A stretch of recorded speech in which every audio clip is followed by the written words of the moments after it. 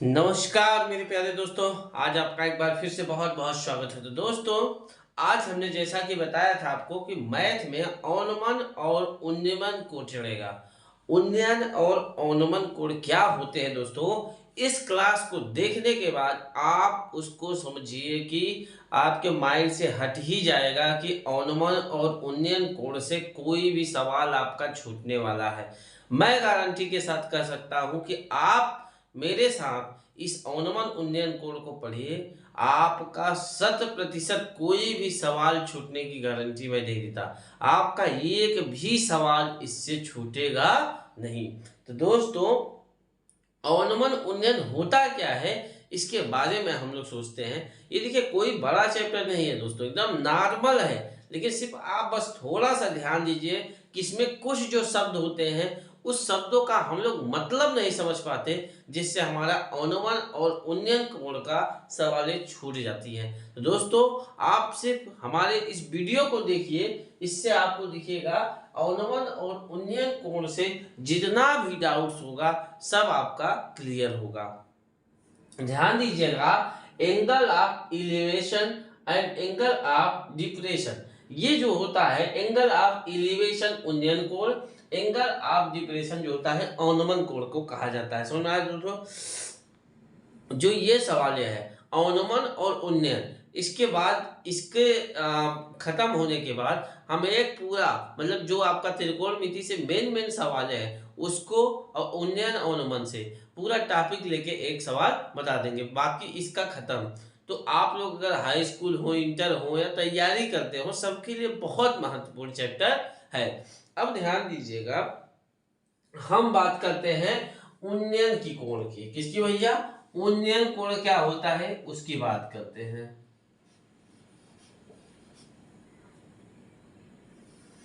उन्नयन कोण देखिए भैया, जैसे हम लोग कोई चीज कभी भी ध्यान दीजिएगा, उन्नयन ऊ से उन्नयन, ऊ से ऊपर देख रहे हैं, दिख रही है चांद की खिड़की, वो खिड़की के टुकड़े कई बार देखते नहीं भैया, साइकिल चलाते रहते, गाड़ी ऐसे चलाते रहते, ऐसे देखते देखते खड़ाक से ठोक देते हैं। समझ में आ रहा है कि नहीं?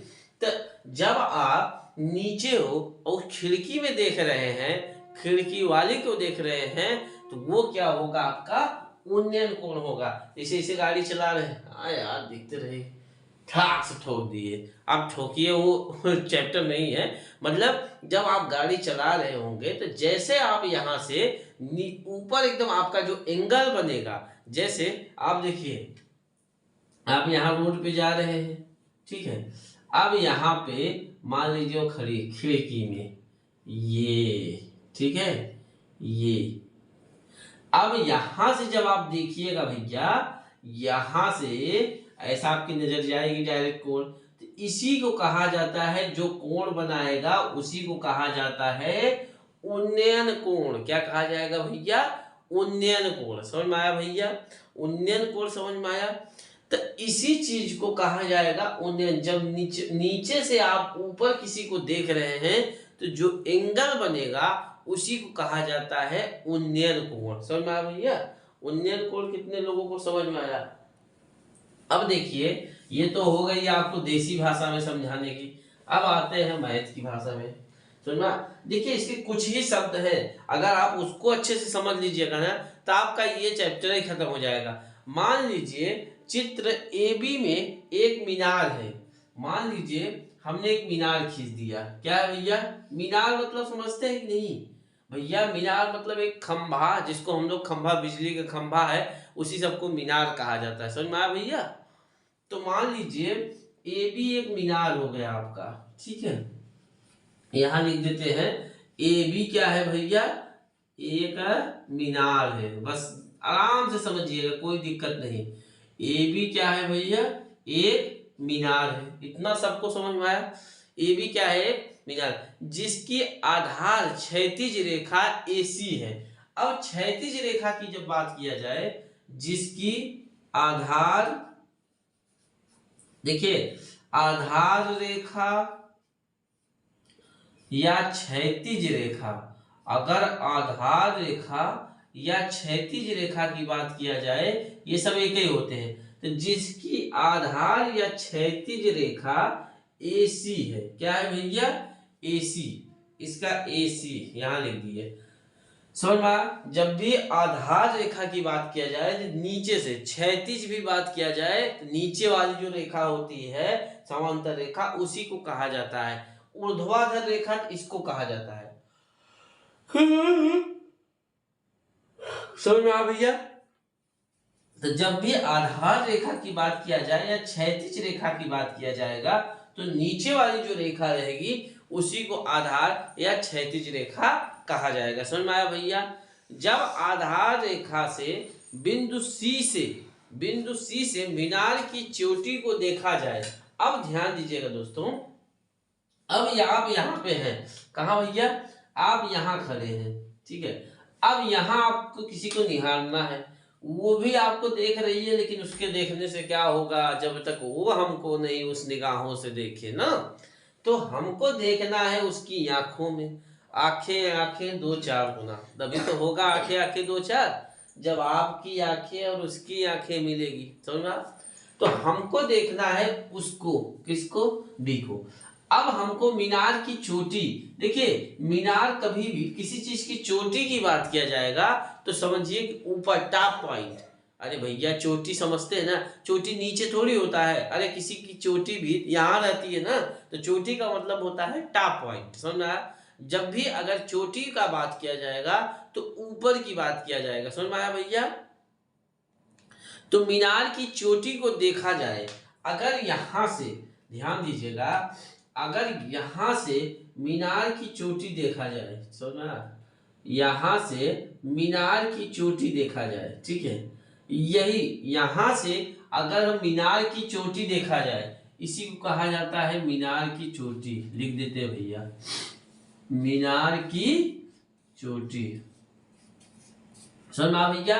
तो ये मीनार की चोटी है। समझ में? जब आप यहाँ नीचे खड़े होके मीनार की चोटी देखेंगे तो कोण ACB बनेगा। कोण क्या बनेगा भैया? कोण ACB। देखिए ACB, अब यहाँ ही कोण बनेगा ना भैया। हमने आपको पहला चैप्टर ही पढ़ा दिया था, कोण कैसे होगा, बीच वाला ही हमेशा माना जाता है। मैंने आपको जब पहले दिन बता रहे थे तो हमने पूरा मैथ का बता दिया भैया। अगर आप नए होंगे तो आप इसका पहला क्लास देख लीजिएगा कैसे होता है, समझ में आ जाएगा। तो कोण जो ACB बना, ACB, इसी को कहा जाता है भैया उन्नयन कोण। समझ में आया? जब चोटी बिंदु से आंख पर,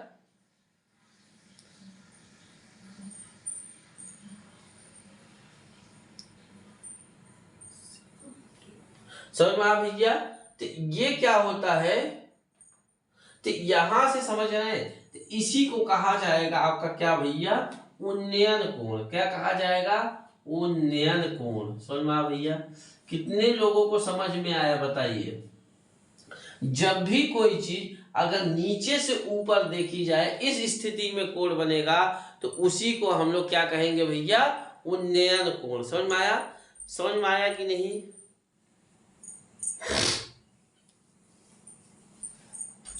अब बताइए कितने लोगों को ये चीजें समझ में आ गई? उन्नयन कोण से सभी का डाउट्स क्लियर हुआ? ये ध्यान दीजिएगा, जब मीनार की बातें किया जाएगा तो मीनार इसे खंभा, शीर्ष बात किया जाएगा शीर्ष ये है, आधार रेखा या क्षैतिज रेखा की बात किया जाए ये है, ऊर्ध्वाधर रेखा। कुछ देखिए इसमें जब आप कोई सवाल कब नहीं आता, जब उसकी कोई भी लैंग्वेज हुआ, कोई भी भाषा आपके समझ में नहीं आएगा तो वो सवाल आप हल नहीं कर पाइएगा। जब उसकी हर भाषा को आप समझ लीजिएगा तो आप उसको आसानी से हल कर लीजिएगा। समझ में भैया? अब इसको हम मिटा के औनमन की दुनिया में चलते हैं।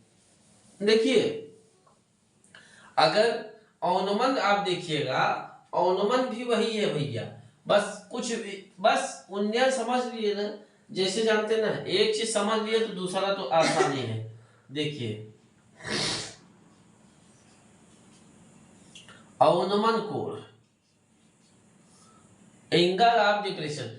अब देखिए भैया, अब आप क्या कर रहे थे, जब यहां से देख रहे थे भैया, समझ में आया?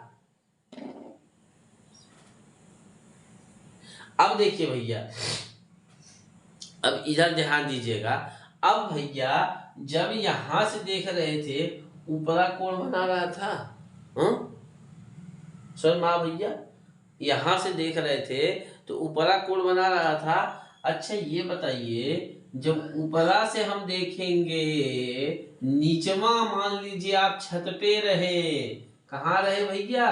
छत पे रहे और साइकिल से जा रही है, रास्ते से जा रही है, साइकिल से जा रही है। समझा भैया?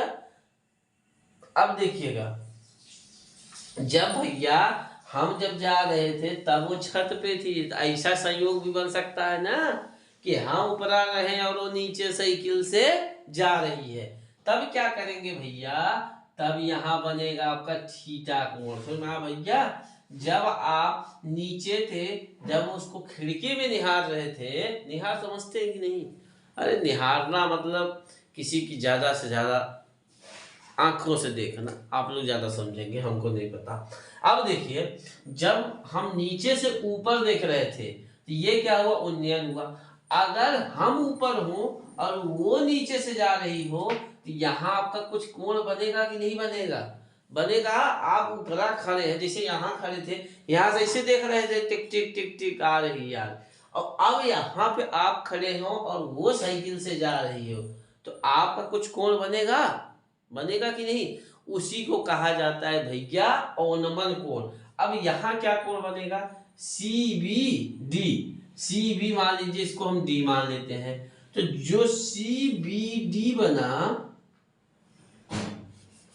समझ में आ भैया? सी बी डी, जो सी बी डी बना, इसी को कहा जाता है अवनमन कोण। क्या भैया? अवनमन कोण। समझ में आ भैया? ये जो यहां से एंगल बनेगा उसी को अवनमन। तो ये ध्यान दीजिएगा, उन्नयन की स्थिति कब होगा? जब हम नीचे से उसको देखेंगे। और अवनमन कब होगा? जब हम अंदर की तरफ ऊ से देखे, ऊ से देखे, इसका ट्रिक कैसा है? उन्नयन ऊ से ऊपर देखना है, समझ में रहा है? ऊपर देखना है। और आ से अंदर की तरफ, मतलब आ की तरफ ऐसे नीचे, बस ऐसा ध्यान दीजिएगा। ऊ से ऊपर की तरफ और आ से अंदर आ रही है, आ रही, समझ में आया? तो आ से ऊपर, ऊ से ऊपर, आ से अंदर, तो समझ में आया? तो यही होता है अवनमन और उन्नयन। समझ में आया? जब इसका हम सवाल बताएंगे तब और मजा आएगा दोस्तों। इसका नोट करिएगा, सवाल बताते हैं आपको। अब देखिए मेरे प्यारे दोस्तों, अब आपको हम सवाल के द्वारा, एग्जाम्पल के द्वारा इसको समझाने की कोशिश करते हैं। अब ध्यान दीजिएगा, इस चीजों में हमने आपको पहले बताया कि भाषा को समझने का प्रयास करिए दोस्तों। अगर भाषा समझ में आ गई ना दोस्तों, तो सब चीज समझ में आ जाएगा। अब ध्यान दीजिएगा, इधर किसी समय सूर्य का उन्नयन कोण 60 अंश है। उस समय एक ऊर्ध्वाधर खड़े खंभे की परछाई 100 मीटर लंबी है, तो खंभे की ऊंचाई पूछ रहे हैं। ध्यान दीजिएगा, किसी समय सूर्य का उन्नयन कोण। अगर आपको यहाँ पे कभी कभी ऐसा भी डाउट हो सकता है कि उन्नयन कोण न दिया जाए, दे दिया जाए किसी समय सूर्य का कोण 60 अंश है, अगर उन्नयन कोण हटा दिया जाए तो आपको ऑटोमेटिक दिमाग ये लगाना है कि सूर्य ऊपर है तो हम नीचे से देखेंगे तो एंगल क्या बनेगा? उन्नयन कोण ही बनेगा। ये ध्यान दीजिएगा, एग्जाम्पल में कभी भी ऐसा पूछा जा सकता है। सुना? तो पूछ रहा है किसी समय सूर्य का उन्नयन कोण क्या है भैया? 60 अंश है। उस समय एक ऊर्ध्वाधर खंभे की परछाई 100 मीटर लंबी है। अब मान लीजिए हमने माना एक खंभा है, ये क्या हो गया? खंभा, कुछ भी नाम दे दीजिए, ए बी। ए बी क्या है? ए बी एक खंभा हो गया, यहां लिख देते हैं ए बी एक खंभा, ऊर्ध्वाधर खंभा। अब इसकी जो परछाई होगी, इसकी परछाई इधर निकलेगी भैया। माना बीसी क्या हो गया? उसका परछाई हो गया। समझ में आ भैया? बीसी क्या हो गया है? उसकी परछाई हो गई। तो क्या हुआ? किसी समय सूर्य का उन्नयन कोण 60 अंश है। उस समय एक ऊर्ध्वाधर, ऊर्ध्वाधर हमने आपको पहले बोला था, ये ऊर्ध्वाधर हो गया। सर क्षैतिज ऐसे होता है, ऊर्ध्वाधर खड़ा खड़ा। ऊर्ध्वाधर खंभे की परछाई जो है ये 100 मीटर लंबी है। कितना भैया? 100 मीटर, 100 मीटर लंबी है। अब खंभे की लंबाई हमको नहीं पता है, यहाँ यक्स लिख दीजिए। अब सूर्य का उन्नयन कोण कितना है भैया, उन्नयन कोण कितना है, कितने लोग बता सकते हैं? उन्नयन कोण है भैया 60 अंश, समझ, इसका भी कुछ नाम दे दीजिए, समझ। यहाँ पे जो है एंगल कितना बना रहा है भैया, 60 अंश का बना रहा है, कितना भैया, 60 अंश का एंगल बना रहा है ना। यहां से हम लोग देख रहे हैं तो 60 अंश का एंगल बना रहा है, जैसा आप सवाल दे रहा है। अब खंभे की ऊंचाई हमको नहीं पता, हमने यक्स मान दिया।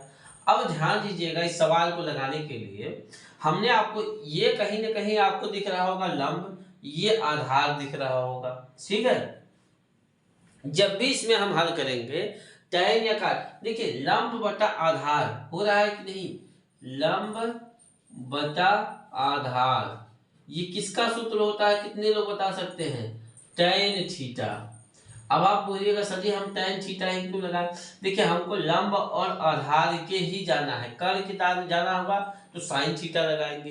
तो लंब और आधार जा रहे हैं तो लंब बटा आधार tan थीटा का मान मालूम है। अगर इसमें हमको दो चीजें मालूम हो, तीसरा हम आसानी से निकाल सकते हैं। लंब कितना है भैया, x है, आधार कितना है 100 मीटर है, ठीक है। अब tan 60 अंश, tan 60 अंश आएगा, थीटा की जगह दिया है, कितने लोगों को समझ में आया भैया, लंब बटा आधार, इसी के अनुसार आपको पकड़ना है। यहाँ देगा तो कर्ण का सूत्र लगाएंगे, समझ में आया भैया। तो यक्स बटा 100, tan 60 अंश का मान कितना होता है भैया, कड़ी में 3, आपको हमने पहले बता दिया था, यक्स बराबर 100 कड़ी में 3 लीजिए, आपका यही हुआ खंभे की ऊंचाई, समझ में भैया, यही आपके खंभे की क्या हुआ, ऊंचाई हुआ, हो गया सवाल, समझ में भैया, यही हुआ आपके खंभे की ऊंचाई, यही तो हुआ, समझ में।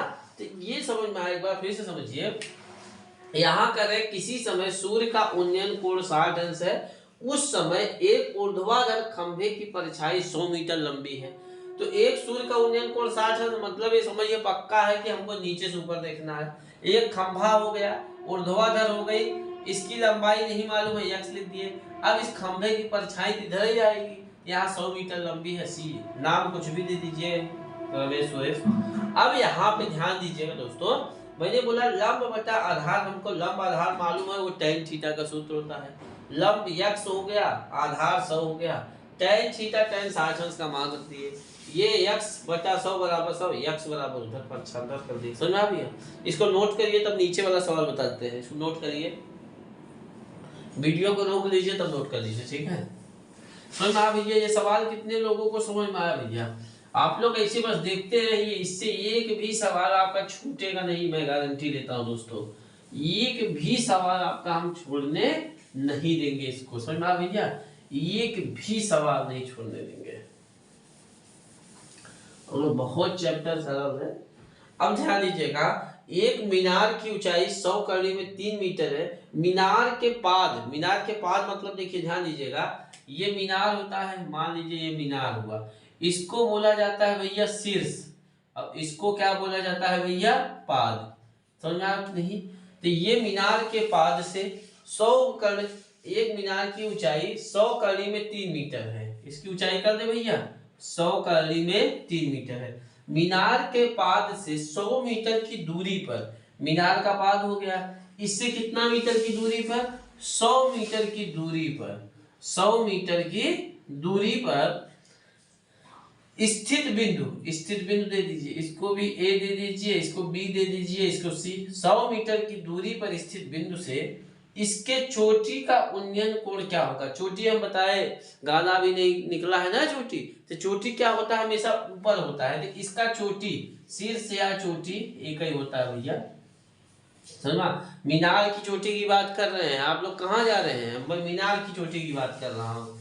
तो सी क्या हुआ, इसके स्थित बिंदु से इसके चोटी का उन्नयन कोण क्या होगा। अब इसके चोटी का उन्नयन कोण ध्यान दीजिएगा, जब यहां से आप ऐसे देखिएगा, यहां से तो कुछ कोण बनेगा, तो भैया जो ऊपर देखना है तो कुछ कोण बनेगा, तो चोटी का उन्नयन कोण इनको नहीं मालूम है, इनको मालूम करना है। चलिए इनका भी कन्यादान करते हैं।